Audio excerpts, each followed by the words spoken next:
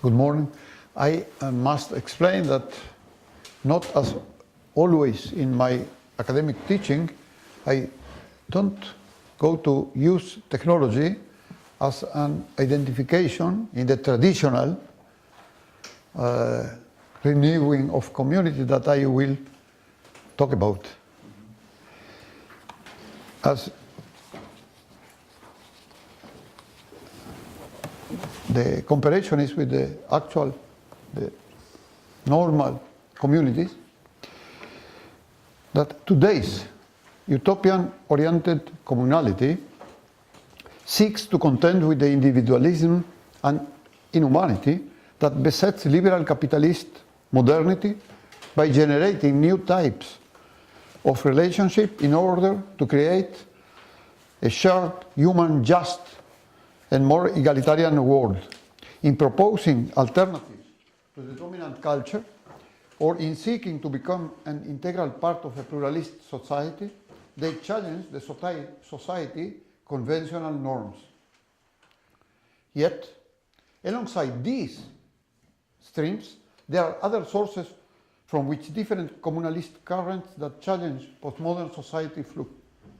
These trends confront the same ills, but seek to shape social behavior and organization by harnessing values and guidelines for activity anchored in traditional sources, in the values and norms of communal solidarity.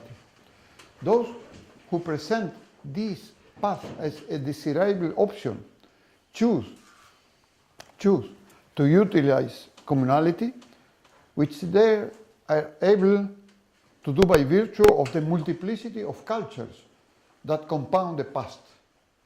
Members of the elite of the Quechua and Aymara peoples of Bolivia, for example, utilized traditional elements of the Incas, in fact the erstwhile conquerors, or those of their own peoples, in order to bolster the demands made during the Popular Revolution of 1952 to restore the communal ownerships of land, a practice that was gradually abolished following the Spanish era. Yet, these social innovators certainly do not seek to return to the past. They explicitly strive to reestablish what they perceive to be traditional norms in the present and the future in order to improve the conditions that they experience today. They introduce this traditional content to modern structures, such as political parties like the MRR in Bolivia, or trade unions like the Campesinos unions. This effort is sustained through a constant dialogue between the ruling and the traditional cultures, resulting in a measure of integration between them. The people who adopt selected elements of traditional culture to serve as a basis for communal principles of contemporary practical social organization are well aware of their status as the other in relation to and in the eyes of mainstream society. They thereby exhibit a further characteristic of intentional communities at all, which tend to regard themselves as a different, defiant, challenging component of society, while belonging to it, opposes its dominant norms. Bearing this ambivalent status of being a part of society, while being different, these communities demand recognition of their special identity as an integral part of a pluralist society. The adherents of communality find a significant added value in this all-new communal culture, which transcends its contribution to the quality of life of the community's members and the immediate creation of tangible social capital through the promotion of solidarity and trust. The advantage offered by this path is that it turns one's ethnic identity into a potential elevating one, restoring the dignity of the sector or the ethnic grouping, and serving as a tool whereby to correct the world that modernity has spoiled. This is an important instrument in the social struggle of the group within the wider society, which makes an essential contribution to the positive definition of the collective identity that struggles for recognition as part of the contemporary multicultural state. I became aware of this phenomenon years ago as Director of Development of Self-Help Communal Projects for some of the poorest communities in Latin America. In Bolivia, I came into contact with the leadership of Bolivia's agricultural workers' organization, most of which belong to the Aymara tribe. I encountered strong opposition to the development of cooperatives, which they regarded as a measure that modernist governments were imposing on the farmers. Yet these people immediately agreed to proposals for development of communal modes of organization that embedded the economic system in the social system, both at the local community level and the level of the nationwide organization. These had been a prevalent form of organization during certain periods of the distant tribal past, which had facilitated the joint marketing of agricultural produce, land distribution, and the supply of water. For example, one of the practical proposals that they encouraged was the joint marketing of potatoes, which was the major crop grown by these farmers. This form of organization was identical to the structure of a cooperative, but it operated as part of the constellation of communal life. During the period of the history of the people to which they refer, economic cooperation and organization was inherent to everyday communal life, and no distinction was made between the different aspects of life. Traditional communality may thus evolve not only as an imagined community of people who share an ethnic identity, but also as a solid basis for organization within central and vital spheres. The land use system today constitutes the contemporary fruit of the integration of methods employed in the distant past and current organization.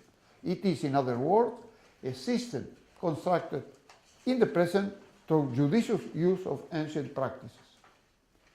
The assistance through the International Confederation of Free Trade Unions was facilitated by an initial grant for each specific project received from donor countries, according to proposal drawn up together with the participants in the project in those countries.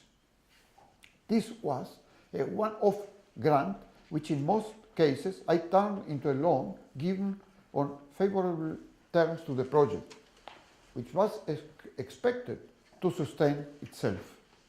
The community or group that received the assistance is expected to repay the capital to fund a fund to support projects of additional groups in the same area. The repayment serves to leverage a chain of aid to further groups of brothers, and it is regarded as an expression of solidarity among the groups. As far as these people are concerned, communality is part of a wider social structure which plays a significant social and political role in even the most down-to-earth economic activity. This is exemplified by a noteworthy case in rural Indian communes in Honduras. A group of penniless Indian farm laborers occupied land during the course of a prolonged and obdurate struggle for land reform. They did obtain a plot of land by virtue of their struggle, but difficult to access and to cultivate. A Dutch fund project provided them an initial herd of milk cows. As a result of their joint hard labor, they turned the place into a farm. One should bear in mind that they live a life of extreme poverty, having no way of creating well-built houses or ensuring adequate health or education for their children. The program was successfully implemented. The herd of cows grew, the crops began to bring in a minimal income. When the time came, the farmers met the conditions for return of the loan to a fund that support similar projects for brothers. And indeed, an identical enterprise was implemented in a different community. 2 years hence. Moreover, this second community, although still living in abject poverty, began repayment, and a similar project was launched in a third community. At the convention of campesinos, the community members explained that this strict adherence to the repayment agreement was an obligation toward a broad communal solidarity which had ever sparked discussion in the press.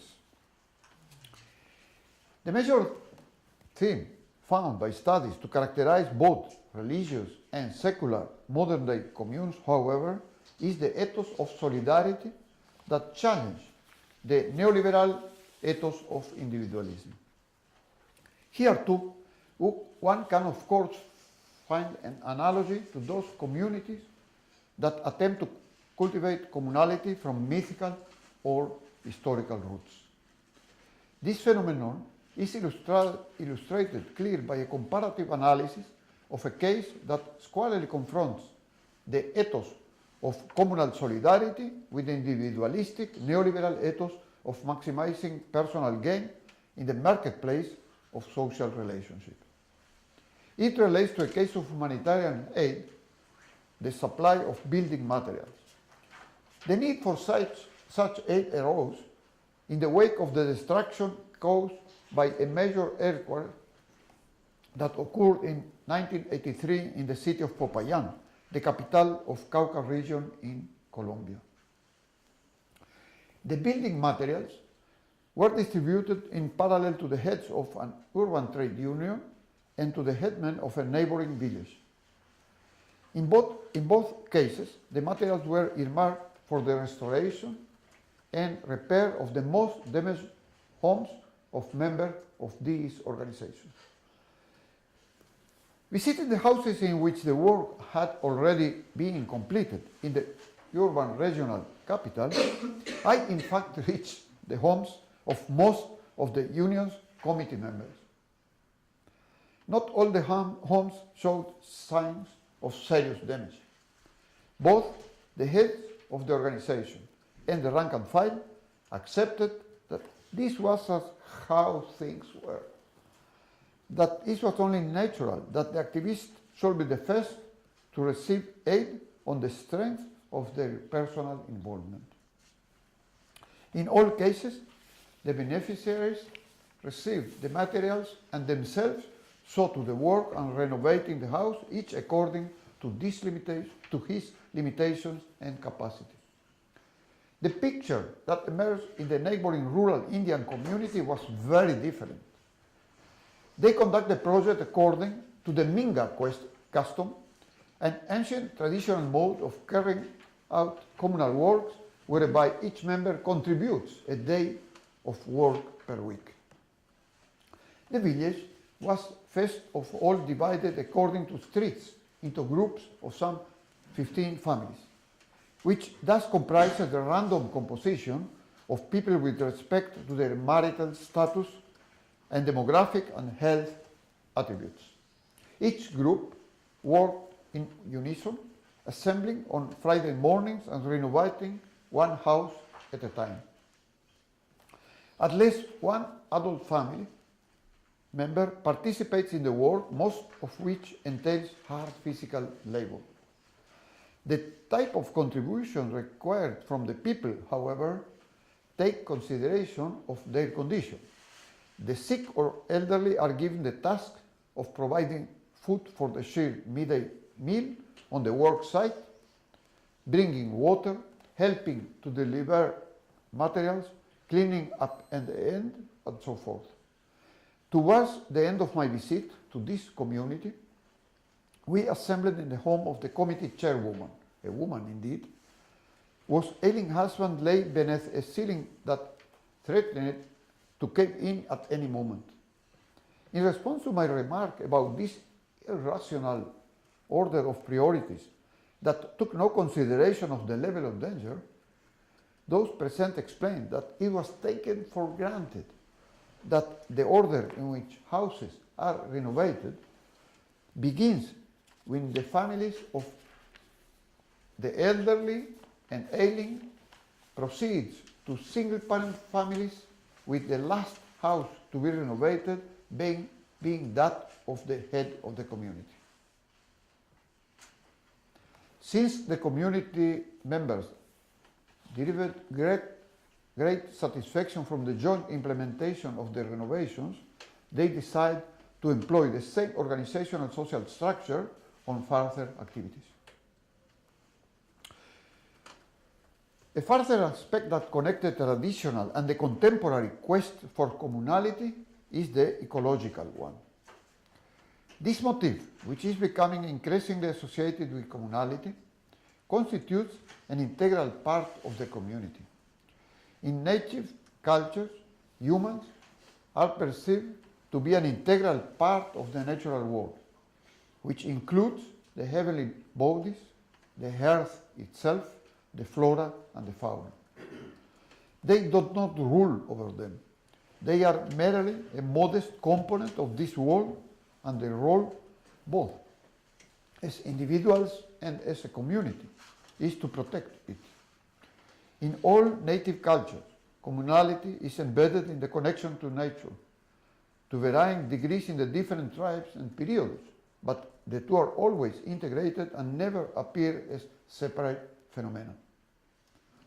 In conclusion, this presentation seeks to present a type of communality that, like most forms of contemporary communality, tends to confront or challenge neoliberal individualistic culture.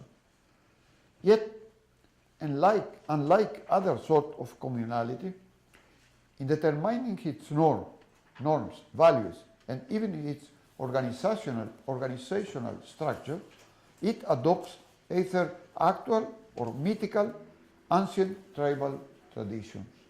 This choice is not natural or obvious, since the themes are chosen from a wide variety of different and even contradictory structures and regimes in the history of these ethnic groupings. Like other types of communality, that discourse here is bound up with further social and political goals. In this case, it constitutes part of the effort to raise the status of an ethnic identity that offers its own solution to the shortcomings of Western modernity. While this form of communality generally makes use of modern technology and modes of organization, these are always integrated to a significant extent with traditional communal organizational norms. Challenging the modern, dominant social and political identity and seeking to acquire a status equal to it, this ethnic identity constitutes a focus for the crystallization of an explicit social class or political movement. In the early first century, we see the attempts on the part of a few groups or leaders here and there across the American continent to develop traditional communality as part of their effort to restore tribal pride and to galvanize the rank and file to political action. And this has produced tangible results for them. For the first time in Bolivia's history, and in an occurrence with few precedents through America, Evo Morales, a man of Aymaran origin, was elected president. He has been a militant leader and campaigner for the rights of the oppressed, who promotes clearly communal elements at both the local and the national level. And there are other leaders in various countries who, unlike Morales, are not directly descended from the indigenous Indians, but who are likewise born aloft by the native population, who are introducing communalist and socialist elements. From a comparative perspective, in relation to the secular communality of the later half of the 20th century, the traditional communality discussed here exhibits a further aspect linked to the people who adhere to it and to its essential raison d'etre. The members of the communes of this period generally belonged to the middle class and were primarily concerned with achieving solidarity and fraternity, combating alienation, maintaining quality of life and the environment, assuming responsibility for the future, and so forth. Namely, largely high-level goals on the Maslow scale. The traditional communality presented here, on the contrary, sought to satisfy far more basic needs, such as minimal levels of livelihood and housing, as well as social recognition of the members of the group as partners with their own identity and work in the social fabric of the country in which they live, thus far as a discriminated minority. Yet this traditional identity or solidarity acquires a dual meaning in the current political and social climate. As note, it introduces traditional, unifying and inclusive content to both disengage in class or political warfare at the macro level, while at the same time seeking practical ways of realizing its ideals through shaping mode of organization and promoting innovative norms of solidarity at the micro community level. Thank you.